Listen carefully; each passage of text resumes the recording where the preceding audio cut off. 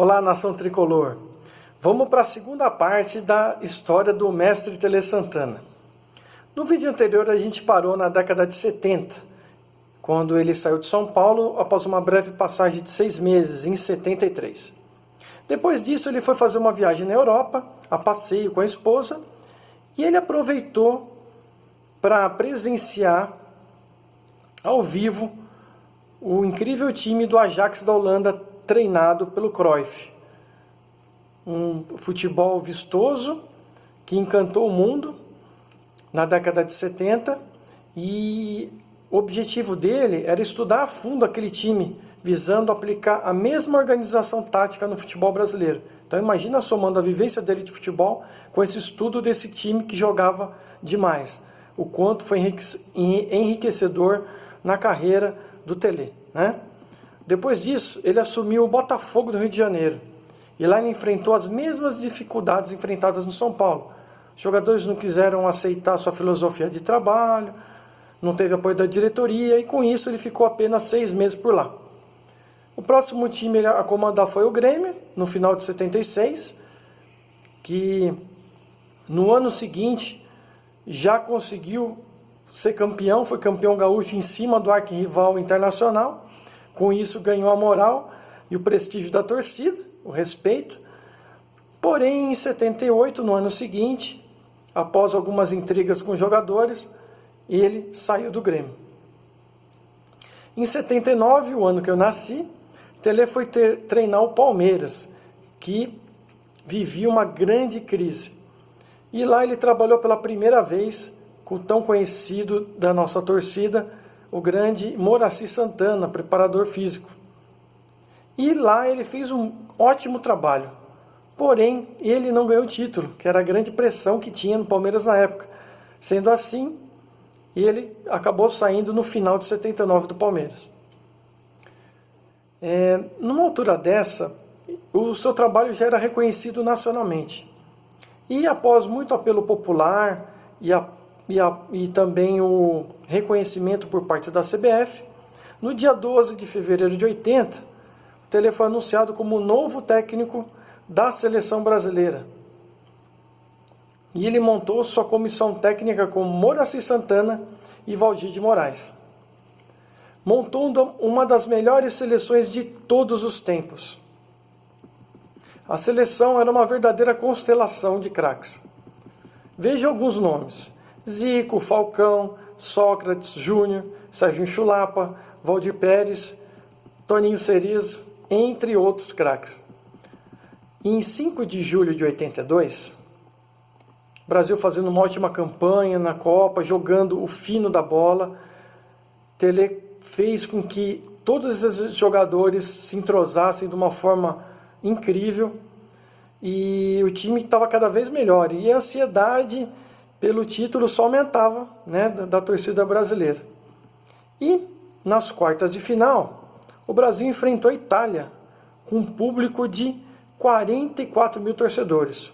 Até então, com uma excelente campanha de 13 gols a favor e apenas 3 contra, ele pensou que até fosse um jogo até mais tranquilo para o Brasil. Porém, do outro lado tinha Itália. E foi um jogo muito duro, muito duro. Tanto que a Itália saiu na frente com 1-0, né? Gol do Paulo Rossi. O Brasil empatou com Sócrates.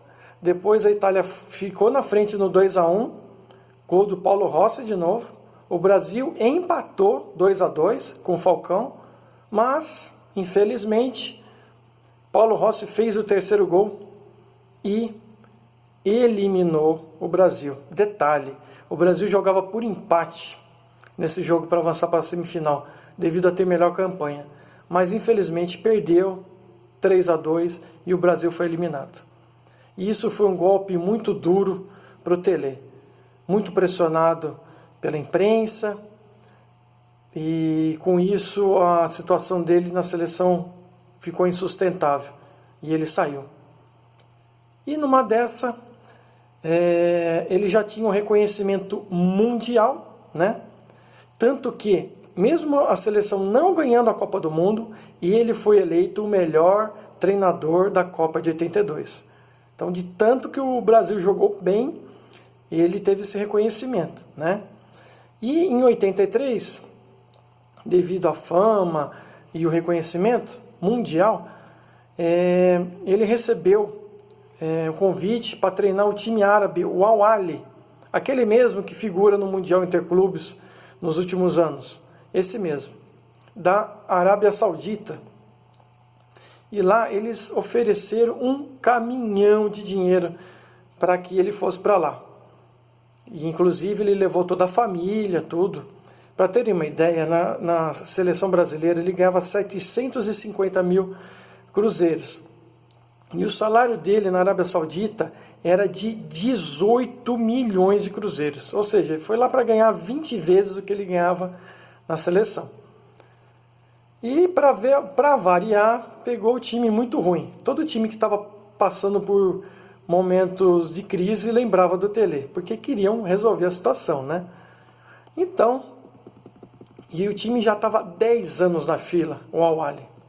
E em 5 meses de trabalho, ele foi campeão da Copa do Rei. Título inédito na história do clube. Vejam só que coisa incrível.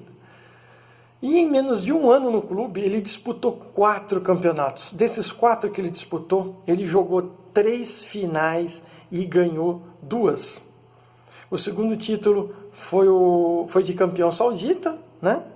E esse foi considerado o melhor desempenho do time da Arábia Saudita em toda a história até então, né? Numa mesma temporada. Em 85, ele ainda foi campeão da Copa do Golfo. Então lá o Tele virou rei na Arábia Saudita. E enquanto isso, na seleção brasileira, né, depois que ele saiu da seleção, o Carlos Alberto Parreira assumiu em 83, mas depois de 14 jogos foi substituído por Edu Coimbra em 1984, que ficou apenas 3 jogos. Em 85 ele foi substituído por Evaristo de Macedo, que também ficou apenas 6 jogos. Ou seja, em 3 anos a seleção teve 3 técnicos, notando que as coisas não iam muito bem por lá, né? E com isso, de novo, a pressão da torcida pela volta do Tele foi enorme. E em 23 de maio de 85, Tele reassumia a seleção, a tempo de classificar para a Copa de 86. Para isso, ele teve que chamar o Zico, o Sócrates e o Cerezo de volta nas eliminatórias. Eles estavam afastados da seleção e o Tele se sentiu na obrigação de chamar esses craques para resolver dentro de campo. Para definir a lista final da Copa do Mundo de 86, o Tele queria fazer alguns testes, né, e convocou diversos jogadores. Porém, alguns nomes foram cortados por indisciplina, entre eles Renato Gaúcho, por chegar atrasado na concentração. E com isso, o seu grande amigo lateral, o Leandro, acabou pedindo dispensa da seleção. Então ele também acabou sendo cortado. E em 21 de junho de 86, no estádio Jalisco, no México, o Brasil jogou as quartas de finais da Copa do Mundo contra a França, em mais um jogo terrível, um jogo muito difícil. O Brasil fez 1-0 com o brilhante atacante centroavante Careca, que jogou no São Paulo, mas o Platini, grande craque francês, ele empatou o jogo. Até então, Platini era o melhor jogador da história da França. No segundo tempo, o Branco, o lateral esquerdo do Brasil, ele sofre um pênalti. E aí, quem chama a responsabilidade para bater esse pênalti era o grande craque da seleção, o Zico, né? E ele bateu o pênalti, mas o goleiro defendeu. E com isso, o jogo se arrastou para a decisão de pênaltis. E nos pênaltis, infelizmente, a França venceu. Mais um golpe muito duro que o Tele sofre na carreira. Mais uma pressão popular gigante.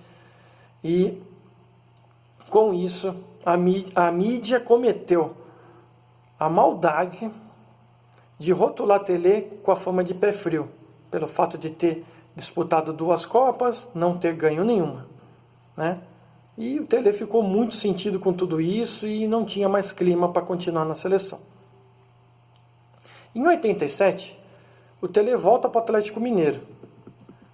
E mesmo fazendo boa campanha na Copa União de 87, ele era criticado por não vencer o campeonato. Em 88, às vésperas da final do Campeonato Mineiro contra o Cruzeiro, o conhecido da imprensa de São Paulo, Flávio Prado, disse que o Cruzeiro levaria o título fácil, porque Tele era pé frio. Ele entrou na onda de falar isso, do mestre Tele. E adivinha o que aconteceu? Pois é, o Galo foi campeão. Foi campeão em cima do arquirrival Cruzeiro e com direito à resposta do Tele para o Flávio Prado quando teve as entrevistas depois do jogo. Então o Tele conseguiu dar a volta por cima em pouco tempo e já ganhou um título na sua terra natal, Minas Gerais, né? Em 88, saindo do Atlético Mineiro, ele foi para o Flamengo do Zico, de Aldair, Dario Pereira na época jogava lá, Zinho, Bebeto e Leonardo. Então era um time também de altíssimo nível, né? E ele foi campeão da Taça Guanabara em 89, invicto. Disputou a final do Carioca de 89 contra o Botafogo, mas essa final ele perdeu. O Botafogo se superou e conseguiu ganhar esse título em cima do Flamengo. E durante o Brasileiro de 89, com um bom trabalho em andamento, Tele teve uma briga séria com Renato Gaúcho. Simplesmente porque ele não gostou de ser substituído no jogo contra o Corinthians, insultando o Tele de mau caráter, como teve episódio de corte do Renato Gaúcho na Copa de 86, então essa briga foi a gota d'água e a relação deles estremeceu de vez. Então, Renato Gaúcho já vinha com aquilo da Copa de 86, tudo, e rever o Tele no clube que jogava, chegou uma hora que chegou uma situação insustentável que houve essa briga, né? E aí, deu no que deu. E como o Renato Gaúcho tinha apoio da diretoria, o Tele preferiu sair do time. E em outubro de 89, ele voltou para o Fluminense para tentar ajudar o time do coração, que, para variar, estava muito mal e lembrou do Tele novamente, né? E, infelizmente, nessa passagem, o time do Fluminense não reagiu e sua passagem por lá durou apenas 2 meses. E no início da década de 90, né, em 1990, Tele se dedicou ao tênis, né, que tanto gostava de jogar. E em junho de 1990, ele assumiu o Palmeiras novamente, que estava há 13 anos na fila, e a pressão por títulos era enorme, mais ainda do que na outra passagem que ele teve por lá, né? E nessa nova passagem também não teve êxito no Campeonato Paulista em termos de ganhar o título, até porque a final foi entre o Novo Horizontino do Parreira e o Bragantino do Luxemburgo, né? E no Brasileiro os jogadores reclamavam que o esquema de jogo dele deixava a defesa muito vulnerável. E não satisfeito com tudo isso, Tele pediu demissão. E tudo isso, sorte do São Paulo Futebol Clube, porque a seguir ele vem de volta para o São Paulo. Então, no próximo vídeo a gente vai explorar muito bem a vinda dele para o São Paulo e o início de tudo, da trajetória mais brilhante de um treinador num time no Brasil. Então não percam, o próximo vídeo é a vinda dele para o São Paulo, que inclusive foi uma grande operação para trazer ele para o São Paulo, e o início da carreira vitoriosa da melhor fase da época da história brilhante do São Paulo Futebol Clube. Não percam, o próximo vídeo é imperdível. Até mais, galera!